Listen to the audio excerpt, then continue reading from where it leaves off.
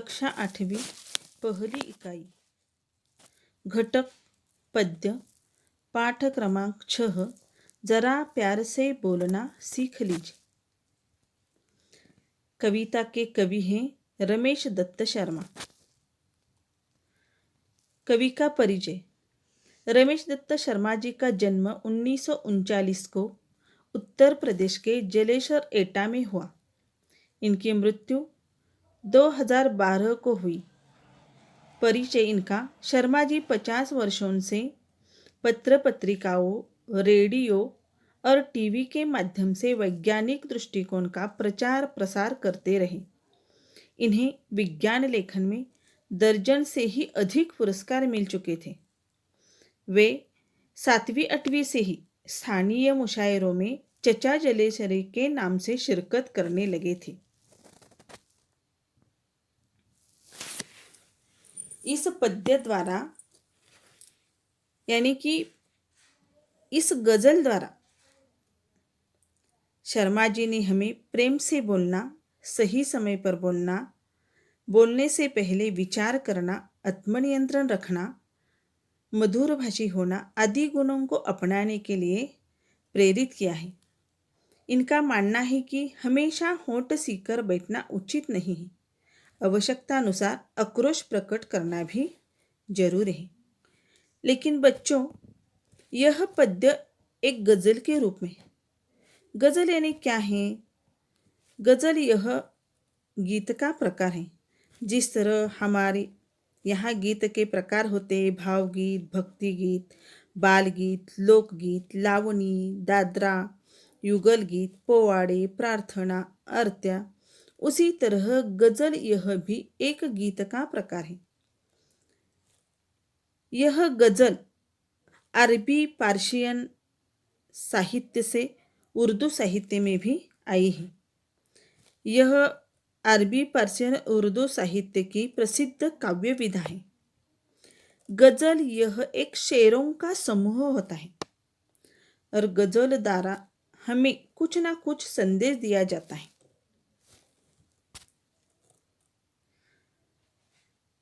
तो यह गजल यानी कि यह पद्य, इसका पठन करते हैं। ध्यान से सुनो। वाणी में शहद घोलना सीख लीजिए, जरा प्यार से बोलना सीख लीजिए। चुप रहने के यारों बड़े फायदे हैं, जुबा वक्त पर खोलना सीख लीजिए। कुछ कहने से पहले जरा सोचिए, ख्यालों को खुद तौलना सीख लीजिए।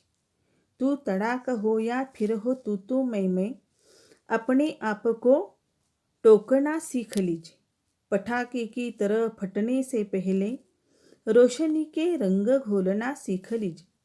कटु वचन तो सदा बोते हैं कांटे, मीठी बोली के गुल रोपना सीख लीजिए।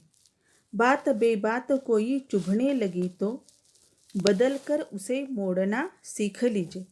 एक किसने कहा होठ सीकर के बैठो, जरूरत पे मुंह खोलना सीख लीजिए।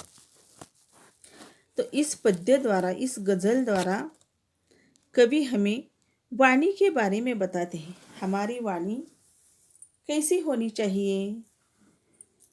वाणी में शहद घोलना सीख लीजिए, जरा प्यार से बोलना सीख लीजिए। यहाँ कवि रमेश दत्त शर्मा जी कहते हैं कि वाणी यानी कि हमारी बोली शहद जैसी मीठी होनी चाहिए। शहद कितना मीठा होता है, उतनी ही मिठास हमारी वाणी में, हमारी बोली में होनी चाहिए। हमें एक दूसरे के साथ प्यार से बोलना चाहिए। आगे की पंक्तियाँ देखते हैं।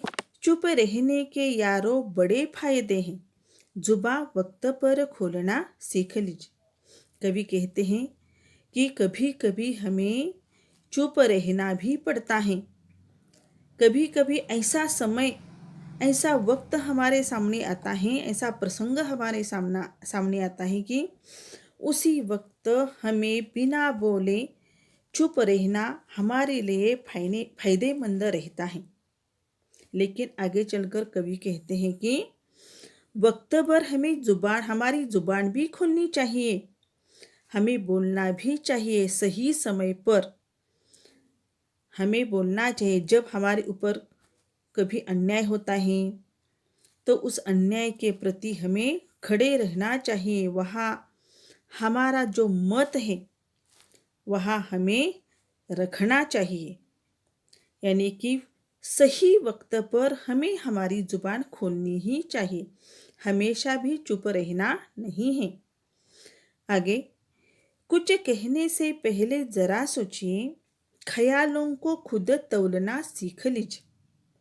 देखो, हमें प्यार से तो सभी के साथ बोलना है और हमेशा चुप भी नहीं रहना है, लेकिन जब भी हमें बोलना है उसी समय हमें पहले हमें क्या बोलना है, किसके साथ बोलना है, किस विषय पर बोलना है और कहाँ पर बोलना है, इन सभी बातों को तौल कर लेना है। इन सभी बातों का पहले विचार करना है और बाद में हमें बोलना है। यानी बोलने से पहले हमें सोच समझकर बोलना चाहिए। तू तड़ाक हो या फिर हो तू मैं अपने आप को टोकना सीख लीजिए। तू तड़ाक, तड़ाक यानी कि क्रोध। कभी कभी हमें बहुत क्रोध आता है और क्रोध में आकर हम एक दूसरे के साथ क्रोध से कुछ भी बोलते जाते हैं। वहाँ तू मैं होता है, वाद बढ़ता जाता है। तो हमें उसी वक्त अपने आप को टोकना चाहिए, यानी कि अपने आप को नियंत्रण रखना चाहिए, आत्मनियंत्रण रखना चाहिए। बात को आगे मत बढ़ाना चाहिए। अपने आप को टोक लेना यह हमारे लिए वहाँ बहुत ही अच्छा होता है।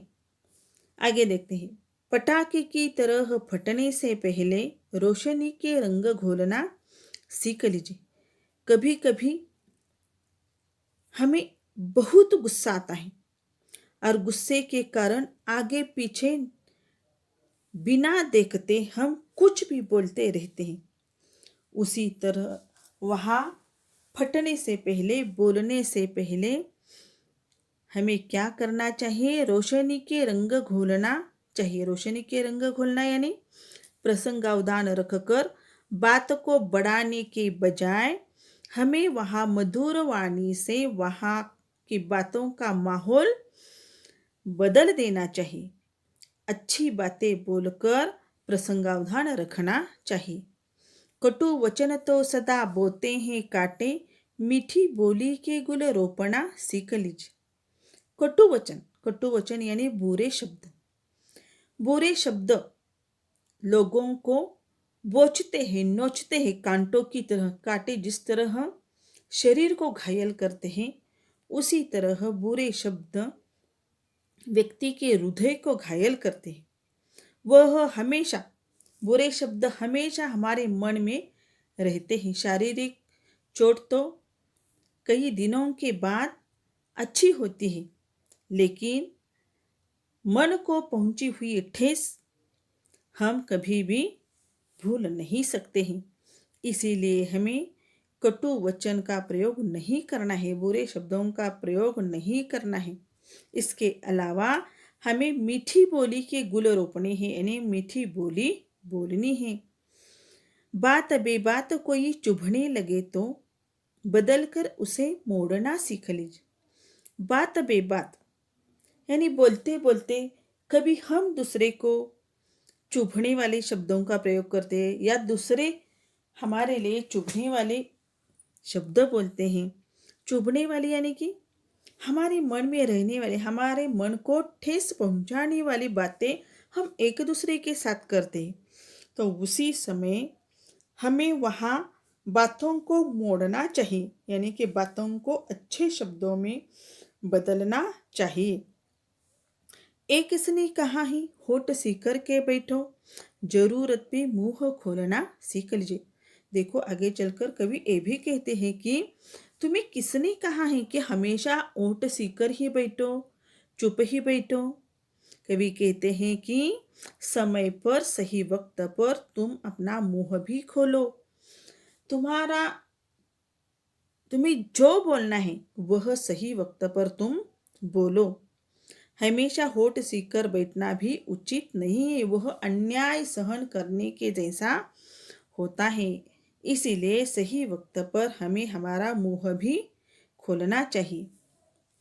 तो आगे चलकर पद्य का सारांश देखते हैं। अभी मैंने बताया है, देखो यहाँ जीवन में एक व्यक्ति की पहचान उसकी बोली से ही हो जाती है। यानी कि व्यक्ति क्या बोलता है, कैसा बोलता है, इससे उसकी पहचान होती है। उसका स्वभाव कैसा हो सकता है यह समझ में आता है। उसकी वाणी ही उसके व्यवहार और उसकी शिक्षा के बारे में बता देती है। इसीलिए हमें सदैव ही मीठी वाणी का प्रयोग करना चाहिए। हमें बोलने से पहले 100 बार सोच लेना चाहिए, क्योंकि शारीरिक चोट तो कुछ दिनों में भर जाती है, लेकिन बुरे शब्दों से लगी मानसिक चोट आजीवन वैसे ही बनी रहती है।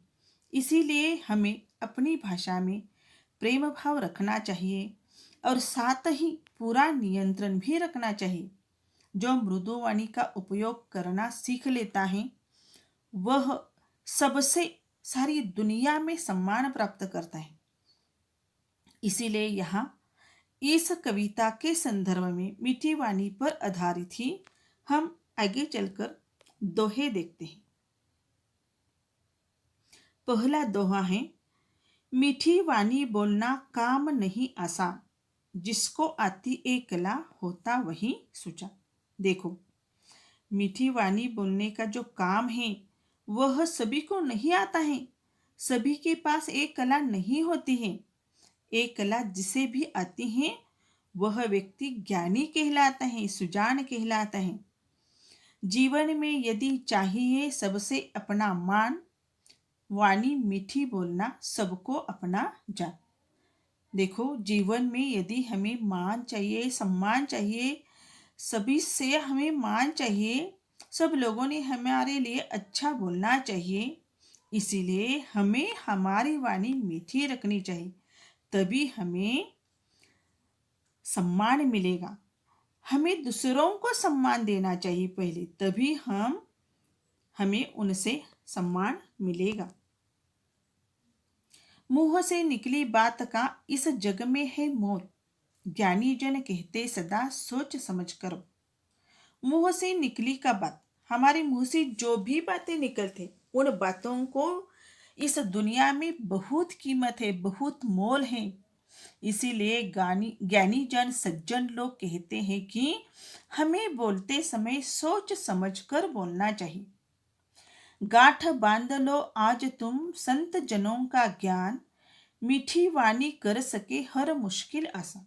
देखो, संत जनों ने कहा है, हमेशा ही कहते रहे हो कि तुम्हारी वाणी जो है वह मीठी रखो, क्योंकि मीठी वाणी के कारण हमारी हर एक मुश्किल, हर एक कठिनाई आसान होती है।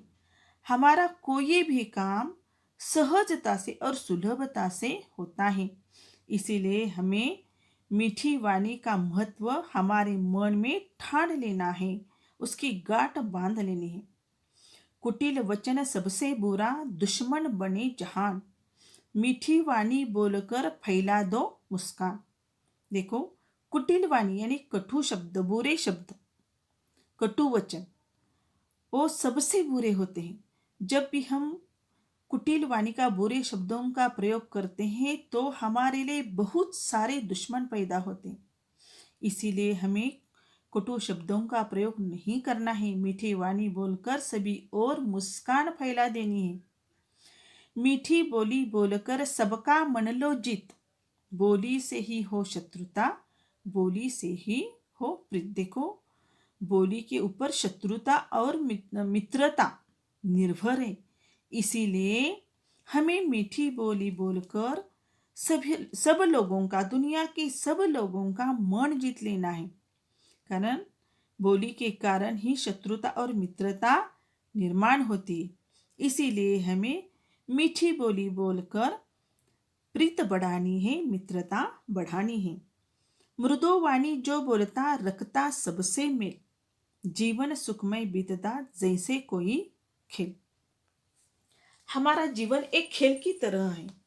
इसीलिए जीवन का यह खेल खेलते समय हमें सब लोगों को अपनाना है, सब लोगों के साथ मिलजुल कर रहना है। इसीलिए हमें बोलते समय मृदु वाणी का, अच्छे शब्दों का प्रयोग करना है, प्यार की बोली बोलना है।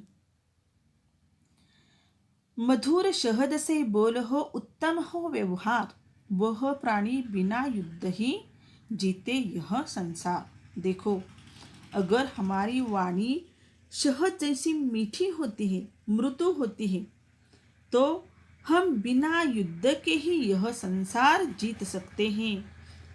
हमारा व्यवहार उत्तम हो, हमारी वाणी में मिठास हो, तो हमें किसी के भी साथ युद्ध नहीं करना पड़ता है। इस संसार में बिना युद्ध से ही हम इस संसार को जीत सकते हैं। मंगलमय जीवन बने, पूर्ण सभी हो काज, ऐसी वाणी बोलिए सुंदर बने समाज। मंगलमय जीवन बने, पूर्ण सभी हो काज। देखो, हमारा जीवन मंगलमय बनने के लिए, हमारे जीवन में जितने भी हमारे काम काज होते वह सभी पूर्ण होने के लिए और हमारे समाज को सुंदर बनाने के लिए हमें मीठी वाणी बोलनी चाहिए। कहने से पहले सदा करना सभी विचार, मुख से निकली बात पर होता ना अधिकार। देखो, कहने से पहले यानी कि बोलने से पहले हमें हमारे ख्यालों को, हमारे विचारों को तौलना चाहिए। किन शब्दों का हमें प्रयोग करना चाहिए, किन शब्दों का हमें प्रयोग नहीं करना चाहिए, इसके बारे में हमेशा हमें बोलने से पहले सोचना चाहिए। क्योंकि मुख से निकली बात पर हमारा अधिकार नहीं रहता है। एक बार जब हम बात बोल जाते हैं तो उसे हम वापस नहीं ले सकते हैं। जिस तरह धनुष से निकला हुआ बाण वापस नहीं आ सकता, उसी तरह हमारे मुंह से निकली बातें भी हम वापस नहीं ले सकते, उस पर हमारा कोई भी अधिकार नहीं रहता है। इसीलिए हमें बोलने से पहले ही सोच समझ कर बोलना चाहिए और प्यार से बोलना चाहिए।